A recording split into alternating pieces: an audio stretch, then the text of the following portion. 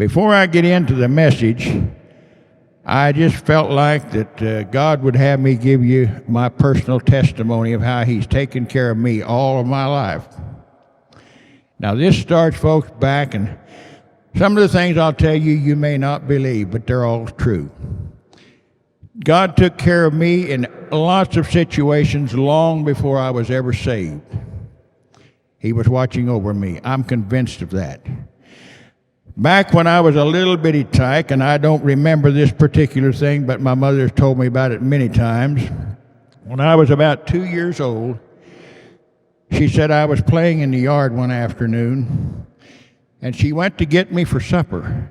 It was getting along toward evening, and she hollered at me to come in, and I was nowhere to be found. She looked all over the place, in every building, under the buildings, everywhere she could think of, and she couldn't find me. And of course, being a mother that loved her child, she about went berserk.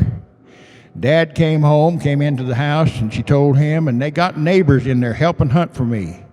And it was beginning to get dark, and they were getting desperate, she said. And one of the neighbors finally walked out into a field where there was some corn growing, and he heard a little dog barking. Now, I had a little dog that followed me, I guess, and stayed with me wherever I was at. And he found me. I had crawled into a badger hole and gone to sleep. Now, you tell me that God wasn't taking care of me. And then later on in life, when I was about 12, I got scarlet fever. I don't know how many of you know anything about scarlet fever. I had a very serious case of it. They thought they was going to lose me several times. There was days in there that I don't remember because the fever was so high. And the doctor even told my folks that one day he came to see me every day, drove 20 miles out in the country to check on me. And he told my folks one day that if the fever doesn't break tonight, he's gone. Well, it broke. And I believe God took care of things. Now, what the reason for that was, I don't know. And I went on through life, folks, and many other things happened. Then I got married, and that wasn't a bad thing, of course. That was a good thing for me. It kept me out of a lot of trouble, I expect. But anyhow, then Uncle Sam called me into the Army in World War II.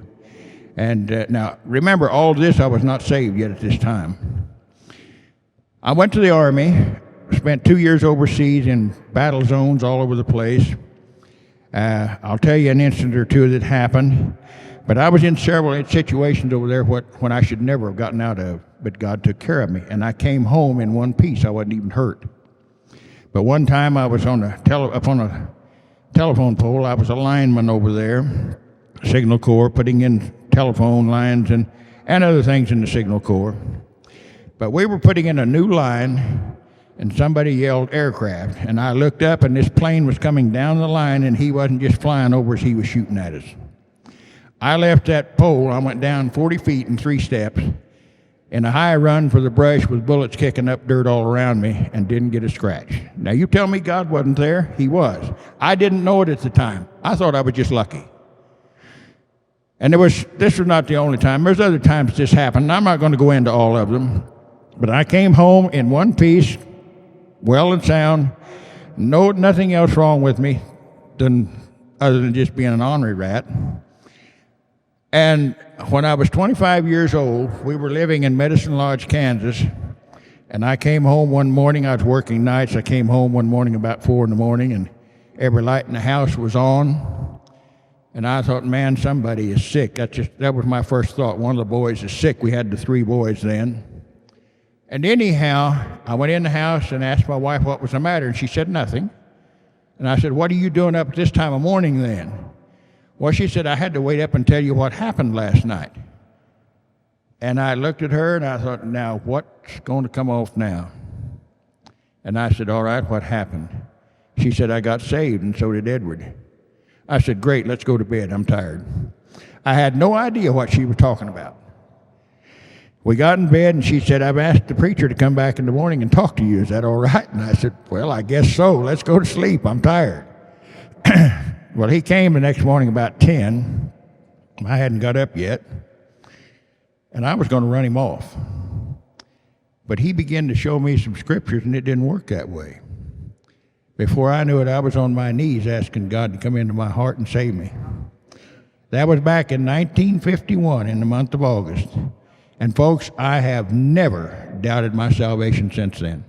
That was real to me.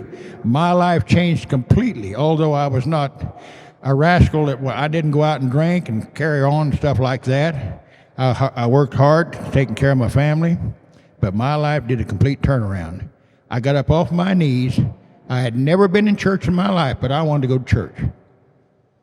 And that desire has never died since then. God has taken care of me wonderfully all through my life. And nobody can convince me that he's not a great God.